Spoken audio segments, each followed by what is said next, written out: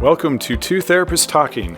The hope for this podcast is to talk about important issues related to couples and individuals who are struggling in their lives with many different issues.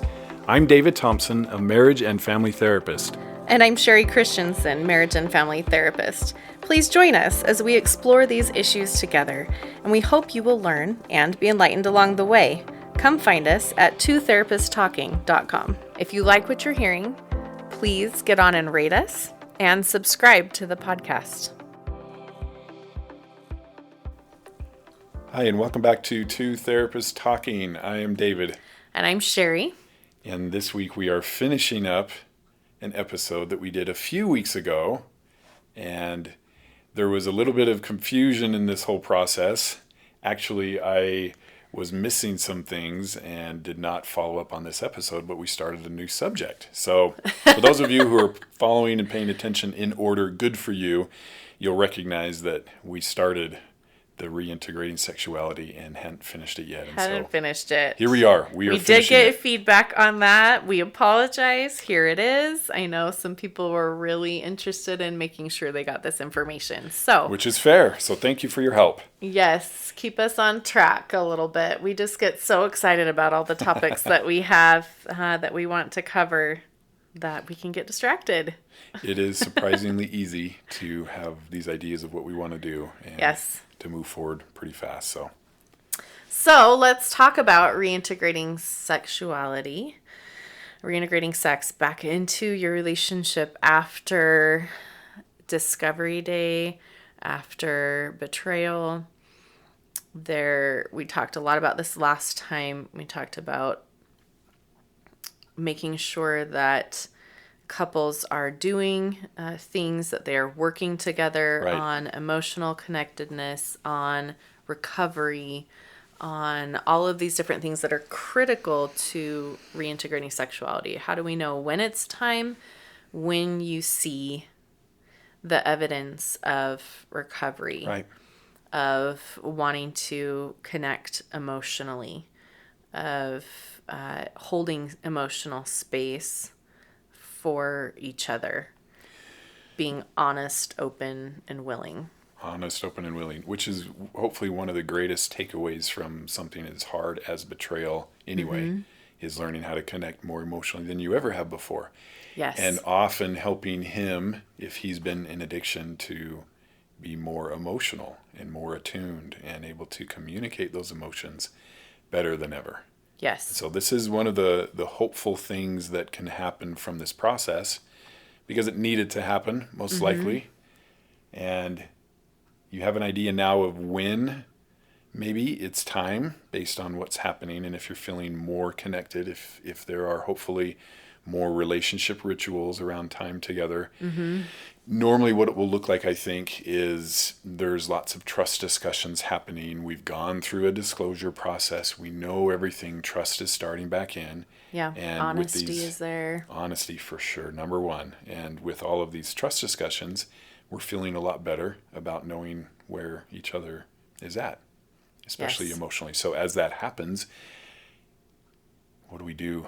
So I wanted... Yes, and when. And when. When's the big one, maybe? And I want to really quickly say, we are going to talk about this today in terms of the husband or male partner being the betrayer and the female or wife partner as being the betrayed in this scenario, because it's just a lot easier, because we're going to be talking about reintegrating sex and what sexuality means for the husband or male partner.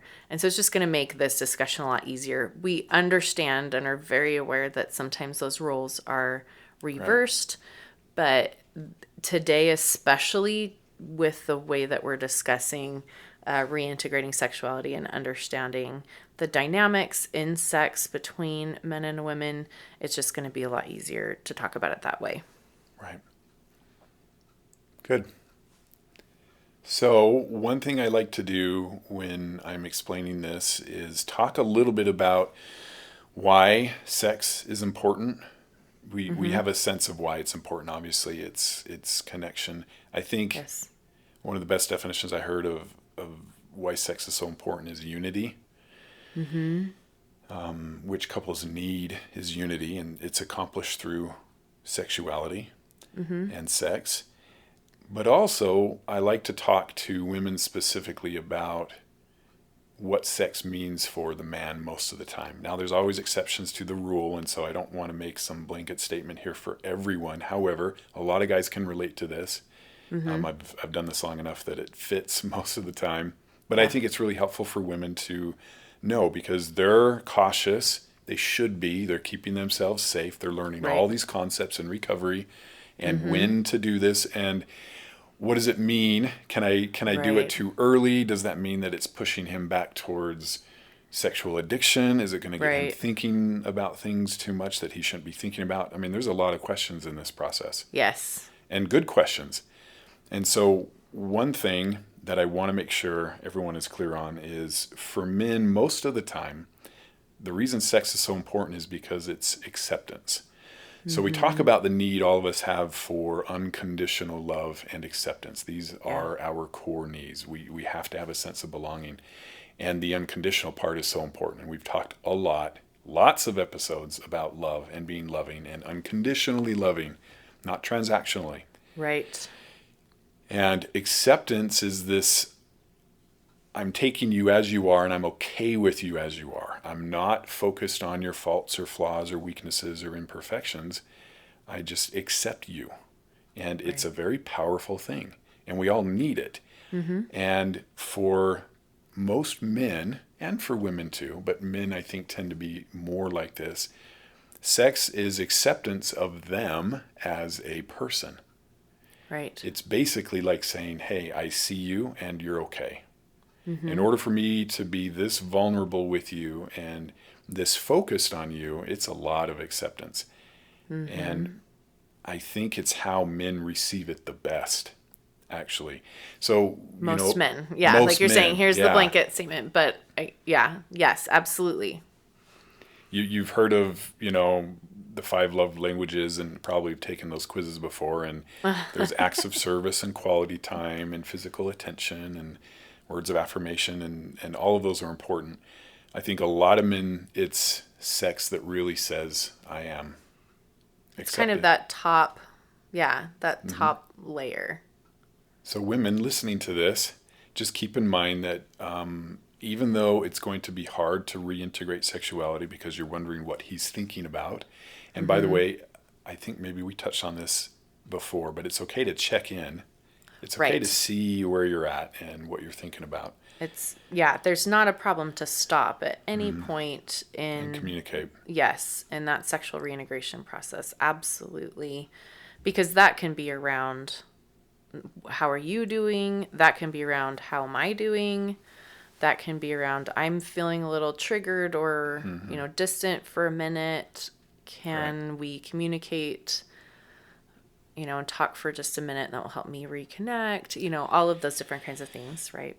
And I can just say, from a guy's perspective, we would much rather you did that and took a pause than that you just went along with it and then afterwards was feeling hurt or maybe even cry.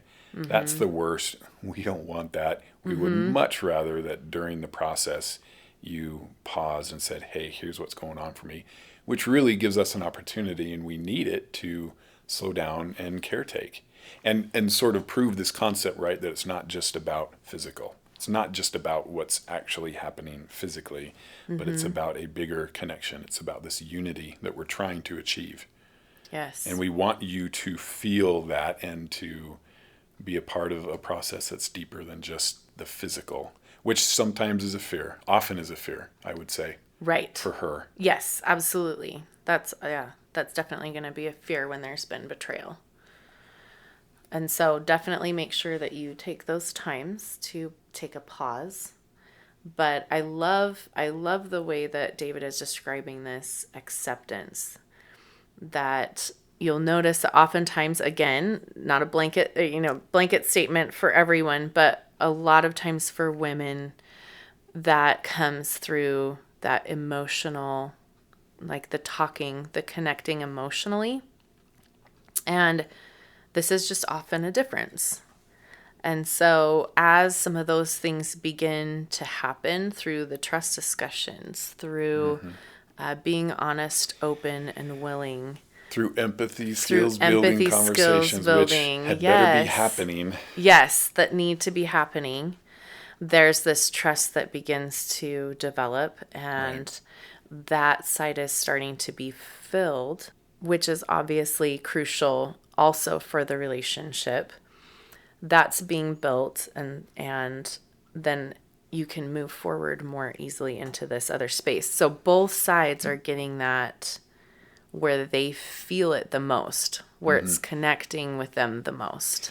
And we will actually talk about that a little bit more later on when we talk about how to reintegrate. Yes.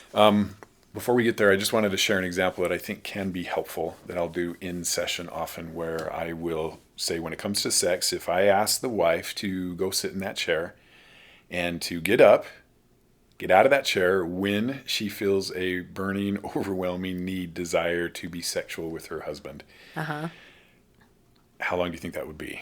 And the guy always goes, oh boy, like, here we go. Not always, but sometimes, yes, for sure, a lot of time. That's kind of the case, right? And she would say, oh, well, I'll probably be here a while, which is fair. That's okay. Yeah. I say, okay, well, if I said go sit in that chair and please leave the chair when you feel a burning, overwhelming desire for your husband to feel love and acceptance and appreciation and recognition for providing and working hard and doing what he can for the family and trying his best. How long would you be in that chair? It would not be very long. Yeah. And this is where it can be helpful because to him, it's the same thing. So when there is sex, there is a sense of appreciation and recognition and acceptance coming from the wife. Yes, and love. And despite even, and this is important, people are coming in here for the most part because of sexual addiction. Right. And it can seem like that has taken this person and made them only sexual and only physical, and that's all they think about. That has not been my experience, actually. Obviously, there's a hypersexuality in many cases. Right. But what I've learned from talking to as many addicts as I have is when they are being sexually intimate with their wife, it is unlike the porn, the masturbation. It's unlike that side of their sexuality. It's almost like we have different parts, right? And the wives, understandably, maybe are a little confused by that and don't believe that they can actually pull that off. Right. It's been my experience that that's far more meaningful to them and always has been. And so, but still worth a conversation, and where exactly that lies in your relationship and what that balance is exactly you should be talking about.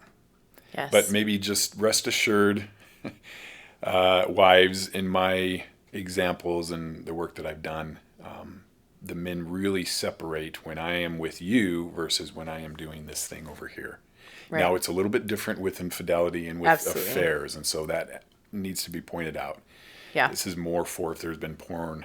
If there's been affairs and infidelity, it's harder to tease that out. And really should be discussed at length, and what is the experience like for you. And that's often a question in the disclosure is, when we are having sex, how often do you leave me and go somewhere else? And that, I think, is a fair question.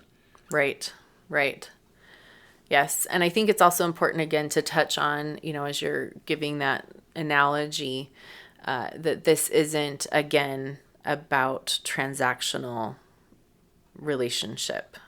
Right. So it isn't about, okay, now he's done X, Y, and Z, so therefore I'm supposed to give him sex, or vice versa. I've done these things, so now she needs to appreciate me and give me sex, right? This is about accepting and loving. And when we accept and love another human being, there is absolutely that element of, I see the things that, you're doing, and I so appreciate and love what you're bringing to the table and what you're offering, right? But it's a different nuance than you check the boxes, now I'm going to check a box. Right. Right. And I think it's an important clarification so much with all of the different topics that we discuss on this podcast. There are the nuances of motivation. There are the nuances of, where this is coming from. And they're critical to understand, because you really can do the exact same thing and have it be this incredibly healthy, beautiful, growing space, or this unhealthy, manipulative, trying to get something space.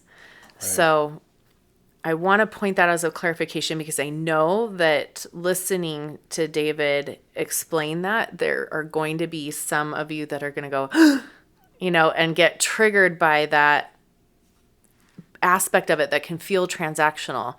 And I just want to point out that that's not what that is. It's not what that is. And it can almost sound that way, but if you're doing it right, it's not. It's that beautiful space of, I love and accept you and what you're bringing to our relationship, and the things that you're doing to connect in our relationship, and the things that you're doing to help our family to grow and to progress, and us as a couple, which is going to include, providing and working hard and, connecting emotionally, or talking about feelings when you don't really feel like it, right. Or, all of those beautiful things. So I love this concept, and I love that we get to hear about it from David. It's easier when it comes from a guy, I think, when you're talking about that perspective. And I think it's so important, because it really does, I think, feel different for most men and women. That is the deep connection for men, right? Most of the time. It is that deep, ultimate, I am accepted, connected, loved. And for women, it's the cherry on top, almost like, okay, that's a nice little, right. It's a nice, beautiful garnish. Right. And the reality is, there's been studies done on this. Women are, I always like to pause, make you think what's going to follow next. I do that in session a lot. Women are really good at getting their emotional needs met. Men are not. So we've actually done studies, and most men have one person that they confide in deeply, intimately, and that one person is their spouse. That's 50% of men, if I'm remembering the study. Another 40% have their spouse and one other person, like maybe a brother or a neighbor, that they confide in. So 90%, I want you to think about this, 90% of men have one or two people that they can emotionally confide in. Now compare that to women who have half a dozen easily that they can emotionally confide in. And so you begin to see why sex can maybe look different for men than it does for women. Women are getting emotional needs met and other needs met in other ways, whereas men not so much. And so I'm not saying it's fair. It might be fair. It certainly isn't wrong, equal. Good, bad, yes. Definitely not equal, but it shows you why for men that sexual relationship is so important, because they're just not good at getting that need met anywhere else. And we were raised not to. What guy is raised to be talkative and vulnerable and to share his emotions and cry and So we got the exact opposite messages. We need to compete and compare, not connect. That's not what we were raised to do. Yes. So we're behind the eight ball already, and maybe that can generate some understanding and empathy for why is this such a big deal for you? Okay, maybe the sex is different than I've been looking at it. Yeah. And I love that concept of, like, anytime that you're feeling like, why are you pushing this so much? Or why is this such a big deal to you? To think, oh, it's because you want to feel connected to me, to feel like I love and accept you. Yes. And it really shifts how you think about sex and how you view that with your partner. And I also want to go back and say that same study, that same understanding can also help the men to understand why it's so critical for the woman to feel emotionally connected. Because I've got these people and yeah, I can go get my needs met there, but like that's connection. That's love and acceptance, is that someone can hear me and know what's going on emotionally for me on that deep level, Right. and still love and accept me in that space. And so if they don't feel like they are getting that from their spouse, Right. then why would I want to do something so much more intimate with them?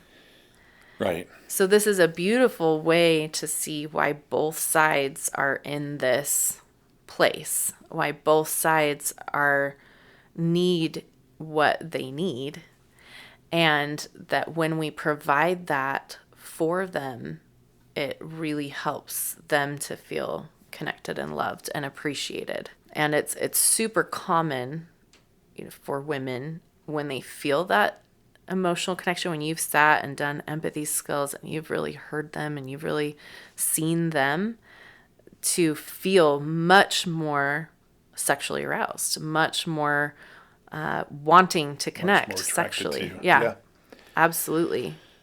Yeah, it's interesting. I'm just thinking that old joke that a man needs a woman. The old joke one. A man needs a woman needs a man, and other women. Because men are not good at meeting emotional needs. But Yes. no, I think it's helpful. Hopefully one of the takeaways from this podcast for women is how desperate men are for unity, and how they may appear like they have everything put together and they're professional and successful in doing everything, but they are desperate to be seen and heard and to be united. And look, we're not very good at getting it. So this isn't like, if we're not feeling it, you're doing something wrong. We're not good at getting it. We're not good at talking. We're not good at feeling, recognizing our feelings, communicating those emotions. We're just not very good at it. And maybe just giving you some understanding why sex is such a big deal. Right. Because it's not just physical, I promise you. But that's maybe what you heard from mom or grandma. And so that may be the idea that you have is, men just need or to just have the sex. betrayal piece, like, oh, clearly it's all just about the physical Right. for them, but it's very much that acceptance piece. Oh, So man, I just moving have all these into, thoughts. I know we need to have like 3 more episodes on this. We probably do. So, but we need to follow through on what we said. So how do we reintegrate it? Well, here's an idea that I like, and we'll talk about this a little bit. Couples should, I think, and there's always exceptions to every rule. So again, just take this for what it's worth. Work on this as a couple, work on this with your therapist, everything that we're talking about, please. But one thing that I'll recommend is that you, as you work your way back into being sexual, as you're ready, you schedule it. And twice a week. And this is, I know a lot of people hear this and go, schedule hate this. it. Like, Fun with Dick and Jane, right? Where they're in bed and they're getting hot and heavy and they say, okay, when can we do this? And they say, next Tuesday at 6 sounds good. And they both roll over, go to bed. I don't mean that exactly, but schedule it as in, there's a couple of different ways to do this, and I've seen it done both ways, so let me explain. Because now maybe we've established how important sex is, Right. it should be happening twice a week, in my opinion.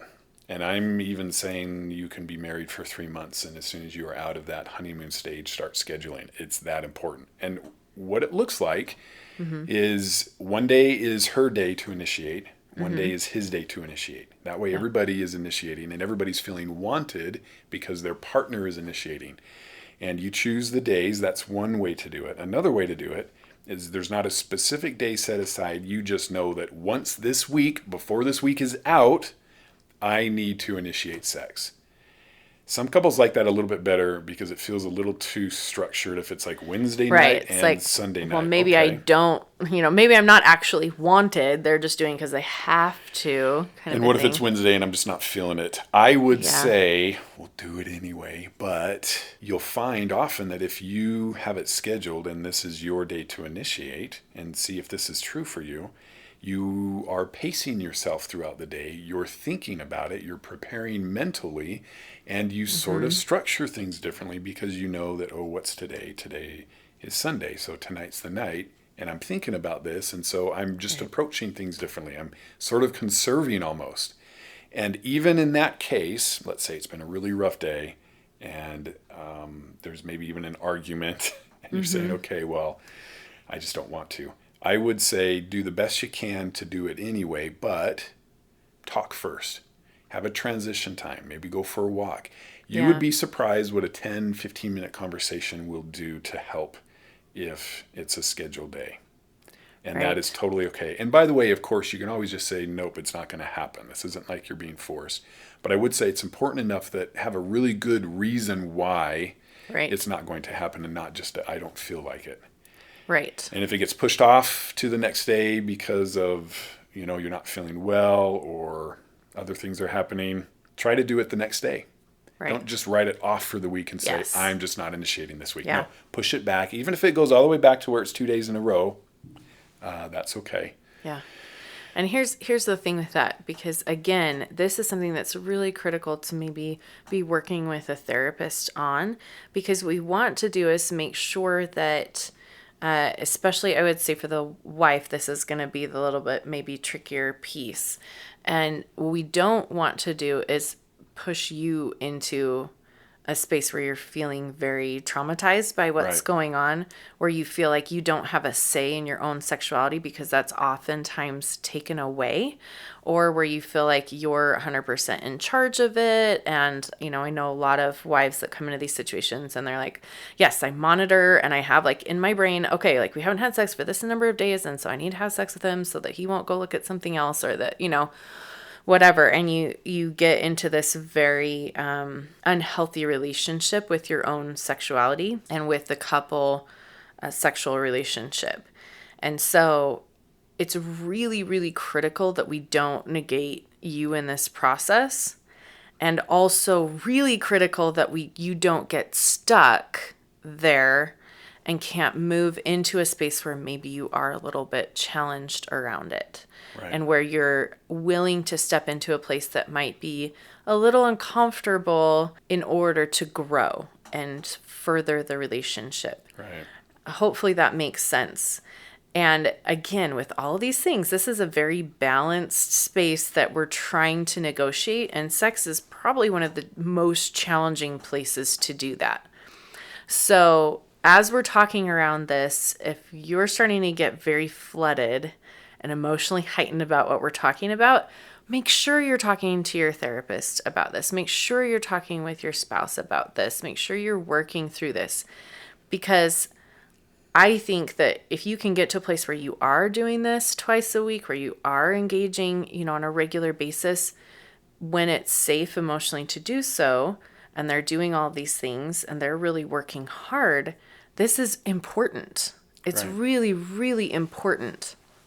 So there are just a lot of nuances around this. There's a lot that you just have to be really aware of. And that's, I think, why sometimes when you have it twice a week where you just know, I'm supposed to initiate once this week, instead of it being like Wednesday or Sunday, sometimes that's a lot more helpful for the wife to be able to say, okay, I'm not being forced to initiate someday when I'm maybe not quite feeling okay about it, but I can look at the week and I can find, the time that I'm feeling the most connected, or we've had some good days and I just really am feeling more connected in those times, and I can step up into that space that might still have felt a little uncomfortable, or maybe not just feeling super aroused necessarily, but this is a good space where I can do that.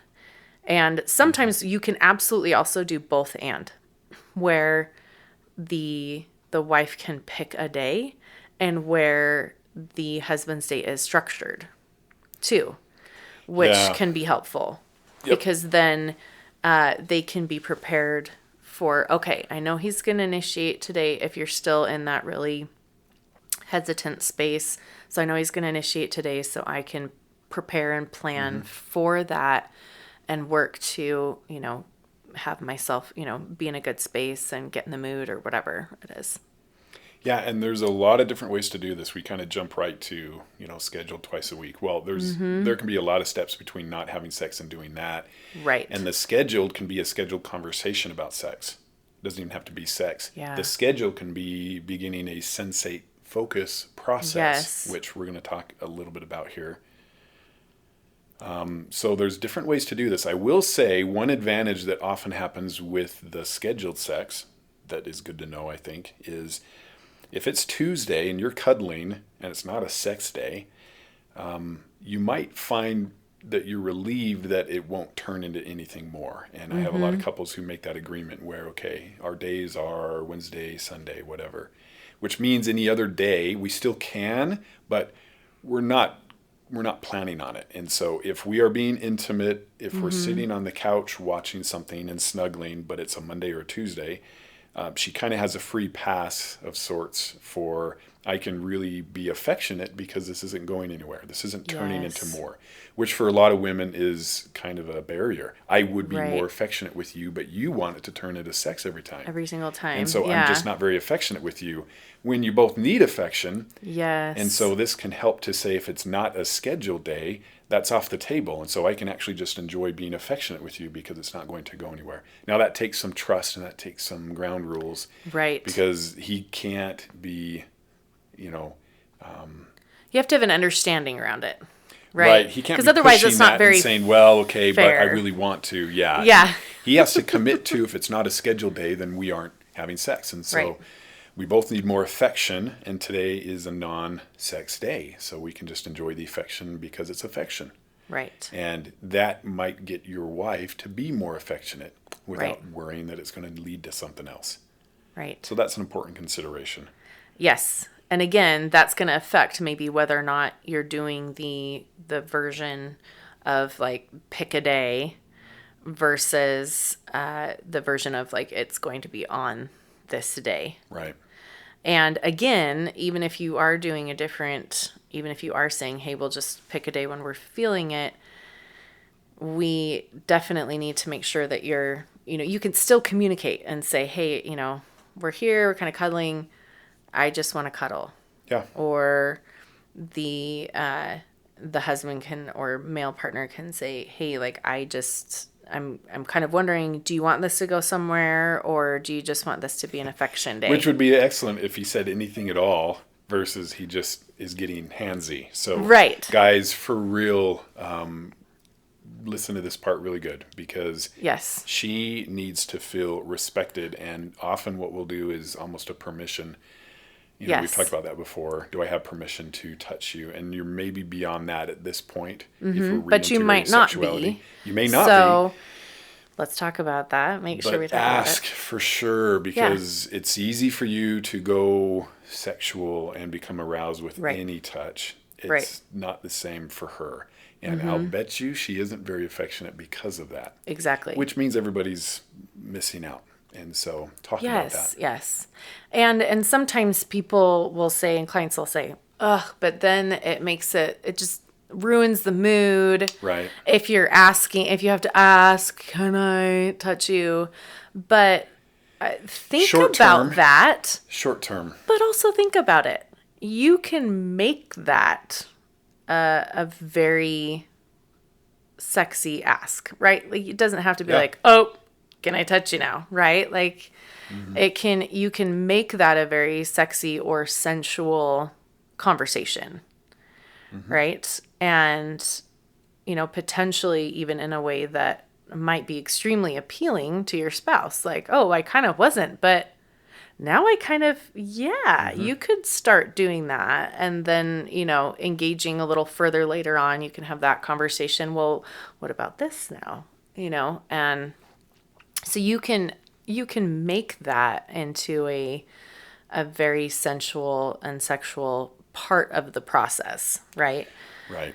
And then that still gives that conversation where it's communicated and she still has the ability to say, not tonight, or maybe ask me in an hour, or, whatever, that allows you to still have the permission giving aspect of that, which can be really huge. And then, of course, as you're moving forward and even as you're having sex or getting very close to, that's always still an option, again, for either party, always to be able to say, I'm not okay right now. I need to either pause or I need to be done. And again, continue to have those conversations, right? What we would love, I think every wife, every female partner would love for an addict partner to pause and say, hang on, I can feel I'm not as present as I want to be right now. I want to make sure I'm connecting with you. Can we just talk about, just talk about what we love about each other, or what, something like that, to just pull me back into the present space. I think nearly every wife would say, oh, I would love that. And conversely, I think the husbands would love to be able to hear, like, I'm starting to get a little triggered right now. Can we just talk for a minute so that I don't have to either push through. We would definitely prefer that to the alternative. Yeah, or I'm out. You're checked out, or you're unhappy, and then afterwards you're sad. Mm-hmm. And the husband's going, what happened? Yeah. Why are you sad? Yeah. So it might feel a little tricky in the moment, but I think long term, to just keep those communication lines open throughout the process is going to be key. So we promised you we would talk about a little bit about sensate focus, which is a fabulous way to reintegrate. And we're going to go ahead and do that next time. So hopefully you're getting into this, being able to talk with your spouse more and start to opening those doors and understanding what things you both need to have in place to feel comfortable reintegrating sexuality, and that you are able to understand maybe even a little bit better where your partner is coming from when it comes to sexuality and what it means in the relationship. Yeah. So we'll see you next time. Thank you for listening to Two Therapists Talking. We look forward to sharing more conversations with you. Connect with us at twotherapisttalking.com or email podcast@twotherapisttalking.com. If you like what you're hearing, please get on and rate us and subscribe to the podcast.